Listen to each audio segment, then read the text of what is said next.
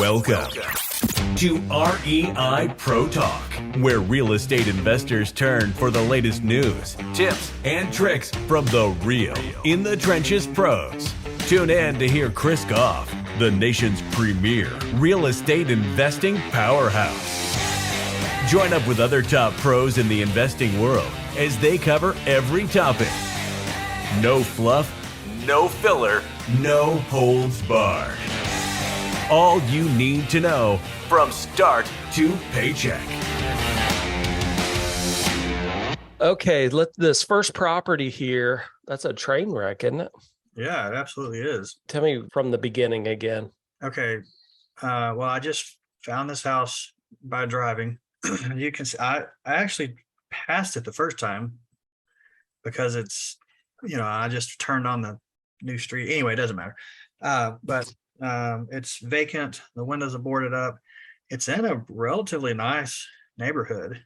Now, it is across the street from some apartments, but it's the very last house, basically, the last single family house in the neighborhood. So an older lady lived there for years, 30 plus years or so. And the mother died in the property. And I think she just died of old age. There's nothing criminal or anything like that. She just Right. old lady, she died. And the daughter, so the house is in an estate for the family. The daughter is the executor of the estate. And she's very flustered when I talk to her. She doesn't answer very much.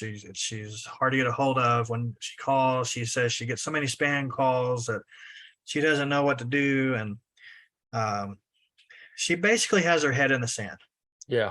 She needs to take care of this property. She needs to get rid of it, but she's running from it, not sure what to do. She knows that it's been vandalized and she knows that there's a hole in the roof, but that's it. She has not been inside the property since her mother died because of, emotional reasons. Yeah. And she's not aware that there's 5 feet of trash in the entire house. I mean, how?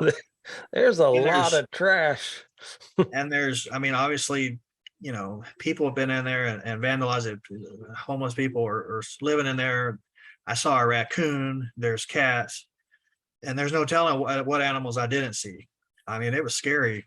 It was scary walking through that place. I'm still trying to get a hold of her, and I'm trying to see her in person because this is a disaster. And I don't think she's going to take it well. She's not aware of how bad it is. I don't expect that I'll be able to see her in person, but I'm trying to at least call her without just sending her these random pictures, because I want to warn her, that this is going to be hard for you to see. Well, and that's the catch, right? So she's already distraught. Her mother's gone. She died in the property. She knows it's being vandalized. When people know they have problems, they just don't want to go near them. Right. And the more that you show more problems, it might be to your advantage to just first maybe start out that conversation, say, look, I was able to get to the property. Obviously, there's a lot of stuff in there. There's a lot of work that needs to be done. I am interested in just taking it as is. Because most people think that, oh my gosh, there's nobody that would be interested in this house. A normal homeowner would not want to buy this house. Right. So obviously, there's a lot of work.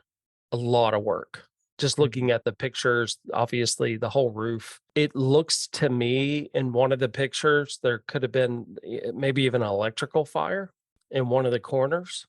Obviously, there's a lot of junk, and until you get the junk out of the property, you're really not going to be able to see the whole good picture. Sometimes you get lucky, but we know for sure that big hole in the roof is not a good sign, and who knows how long it's been there. Right. Did she ever say how long ago this was? I asked her, and all she would tell me was it's been a good while. So whatever that means, if it's been a year, if it's been 6 months. So we don't even know if the taxes are paid at this point. No, There's no mortgage on the property. Yeah, that's a good point. I didn't even think. Yeah. Okay. She may not be thinking about that. And this is, this is kind of a challenging time. The Feds throw the interest rate up. Now we're getting more inventory on out there. Buyer pool is dropping. Prices are coming down. If you bought a house like 6-8 months ago, you paid too much for it. And, so the biggest thing, that we have to try to pinpoint is getting that ARV. That's going to be the trick. So I'm going to pull up the comps. I'm just going to zoom in here. Now, these first A and B comps, it's so funny. They both sold for the exact same price here, 145. Now, a lot of people don't know, as you pull this property up in Zillow, you can't find the sold number on here, right? So we have MLS access through all of Texas. So these prices right here, the sold prices, you can see her sold price. She's owned this home for so long, like they didn't even have computers when she bought this house. So there's no documentation to really carry over here. So one of the things I like to do is, number one, I'm going to take, obviously, the closest properties, the A and B. I want to see the condition of this property that it sold in for 145. So if I click this icon right here, it's going to pull up. And generally, you could go through realtor.com, you can go through Zillow, but we'll just go to realtor.com here and see if there's any pictures uploaded, which in this case there is. So this home that they obviously cannot say what it sold for, we know it sold for 145. If you look at the condition, you could see that it's distressed. Now you're saying this is actually in a pretty good area. I mean, you could see how outdated. Oh yeah, it's bad. Everything is. So somebody that's buying this house, unless they're using it as a rental or something, this whole home basically needs to be remodeled, brought back into 2023, right? Hey, this property just sold for 145, but it's a distressed sale. So generally I would never take a distressed sale because it's not tip-top shape sale. So I'm going to go to comp B and just kind of look at the condition of this particular property, see if we can find any pictures on it. Of course, Zillow doesn't have any pictures. You can see it's sold on this date, but they can't give you an actual sold price. We know it sold for 145. This one could be in potentially better shape, just even looking at that front picture there. So obviously square feet comes into play. Most important number, right? So if I look at our subject properties, 1565, that first comp was 1912. That's probably why it sold for a little bit more, even though it was in worse condition, probably than comp B. You look at the actual price per square foot sold, we'll look at 75 and then we'll look at 87. So obviously the 1661 square foot home is much more comparable. I'm just assuming it's a 3-bedroom, 2-bath, this subject property. The one I went through is there's 4 bedrooms. Okay, that's even better. I'm going to mark this B as a potential comp right here because I think it's close enough, even though it's only a 3-bedroom. What I don't like about this 4.2 is it's I could use it, but the square feet is an additional 400 square feet there. So I'm just scrolling down the square footage right now. See, we get down to this 3.1 at 106. That's not even comparable. This 3.2 at 2,000 square feet, now we're jumping into the 200,000 range. I'm kind of curious. I just want to see see if we can get any pictures on this particular property.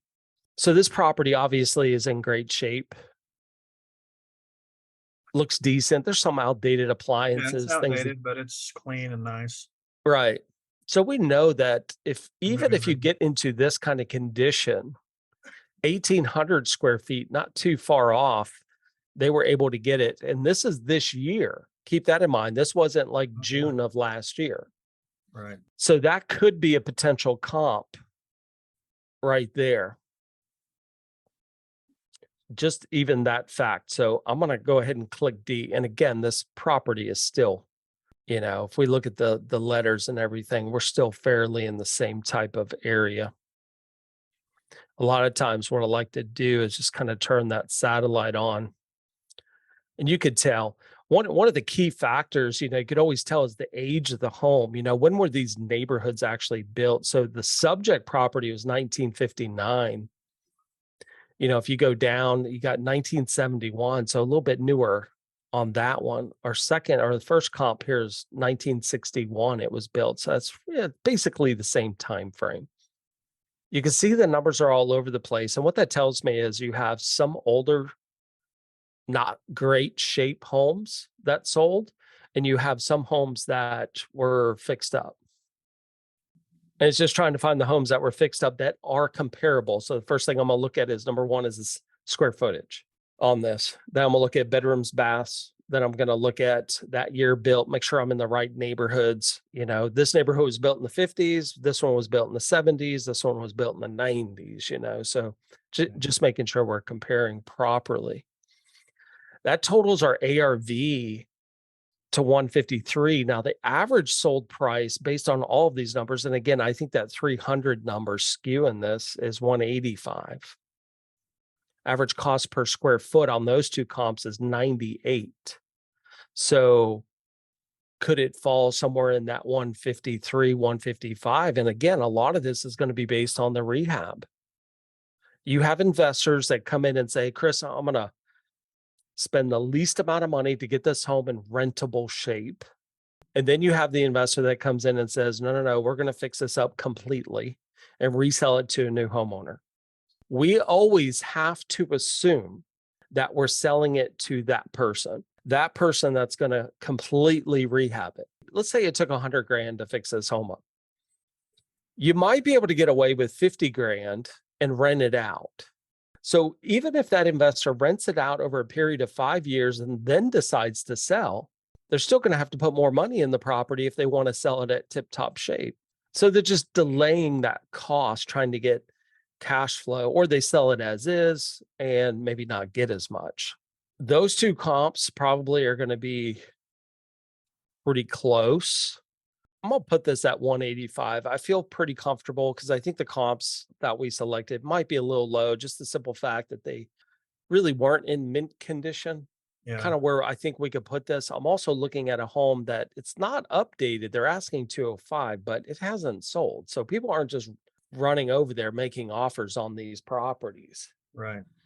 If I could buy a home based on what I've seen in this area and fix it up and keep that price under 200, I think it'll sell quickly. Yeah, it would. So although I'm going to put the ARV at 185, I still think somebody puts it listed for sale for 199. Right. Because you got to, whoever buys it, fixes it up, they're going to have to leave room for negotiation. Yeah. Right. I mean, technically we're into a buyer's market now. So let's stick with there because I really want to see kind of where these numbers fall. So the acquisition I'm costs very happy with that because I was thinking 175 in my head. So I'm just glad I was even in the ballpark. Yeah. Yeah. And again, today it just makes it a little bit trickier. That's why it's great to have these comps and stuff in here. Otherwise you wouldn't know. It's guessing. That's how I did it back in the day. I don't know. What do you think it's worth? I don't know. What do you think? You just don't know. So acquisition cost is going to be the cost when you assign this, because you want to wholesale this, right? So when you assign this to a new buyer, they're going to go to closing with the owner. They're going to get this deal closed. So there's going to be closing cost on that side of it. Everywhere's a little bit different. I'm going to put in 2,000 on this. It could be less, but I'd rather put a little more into this than less, because the more that I put in the expenses side of crafting an offer, the lower that offer is. That leaves me a little bit of buffer room. Now, the repair expense is going to be the tricky one, right? Because you really, number one, if you've removed all the junk, you might find 10 more problems. Right. But the biggest problem, obviously, it's outdated. Got it. Could be some electrical issues. Obviously, there's a hole in the wall, so I've got to think of mold. All the sheetrock, all the walls probably need to be replaced anyways because of this.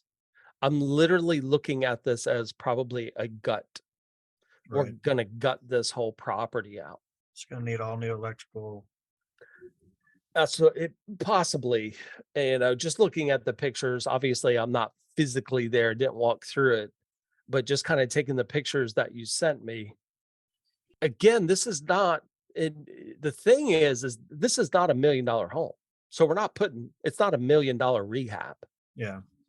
We still have to put nice stuff in it to get it sold.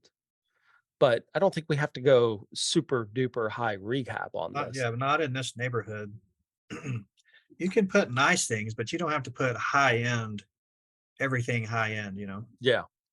I still think we're looking at around 80 grand to do this.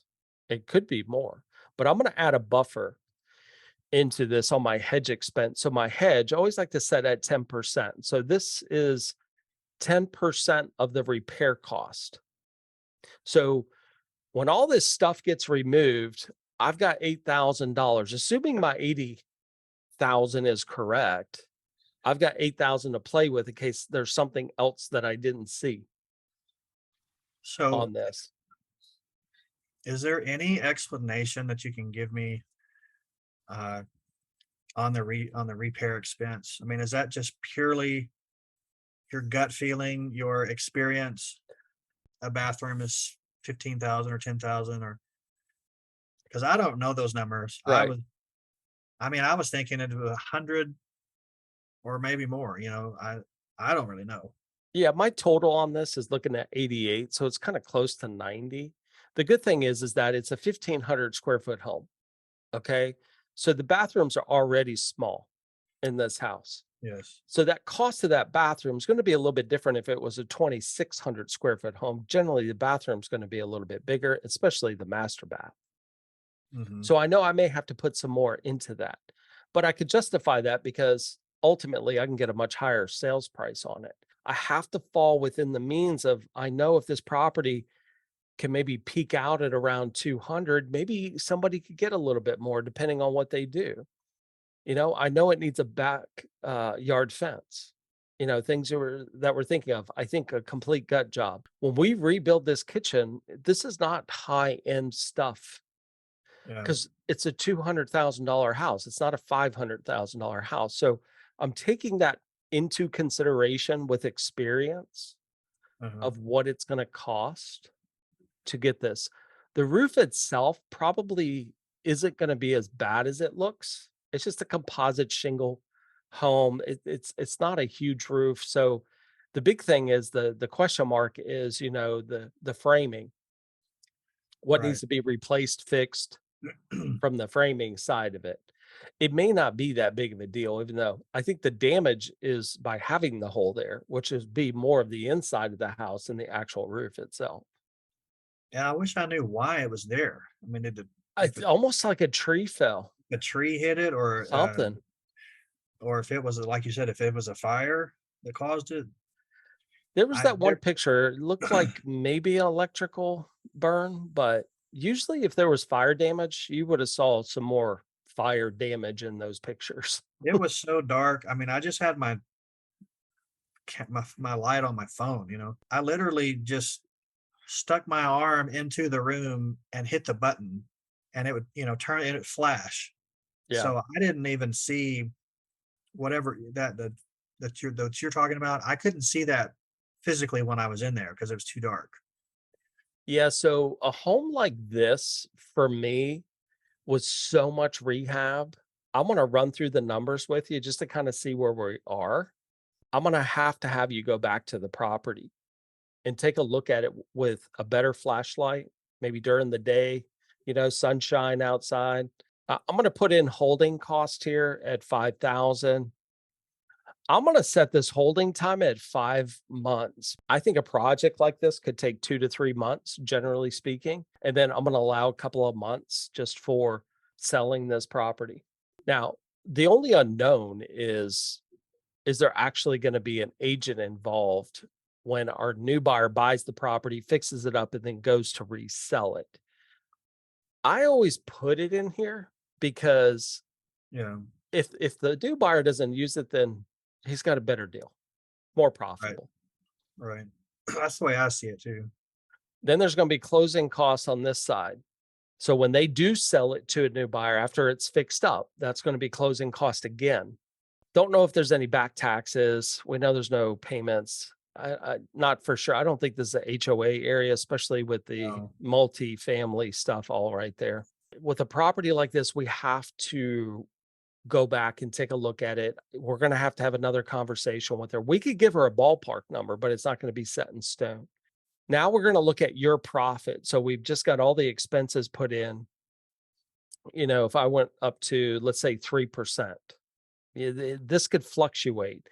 And let's just say that we move, I would say investor usually doesn't do a deal unless they get 15%, but it also has a lot to do with, is it worth my time to rehab this house for Right. 5 months for $27,000?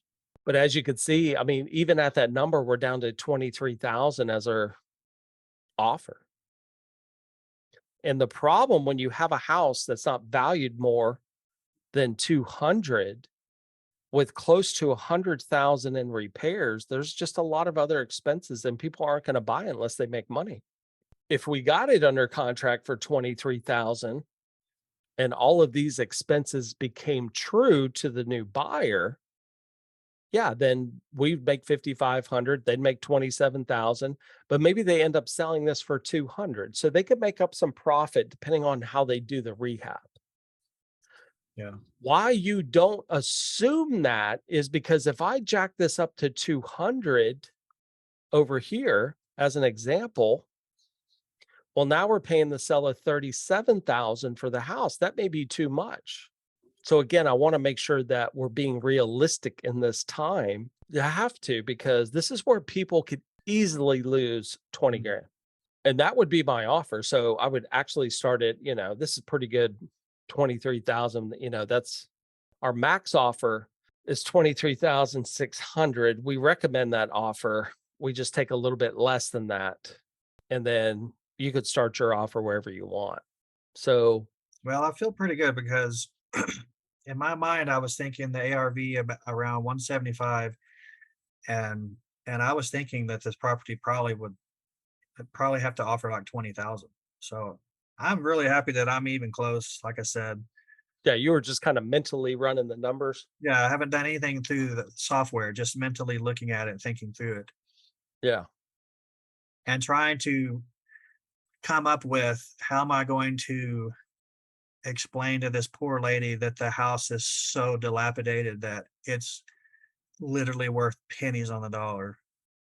Well, one way you could do it is just email her some pictures.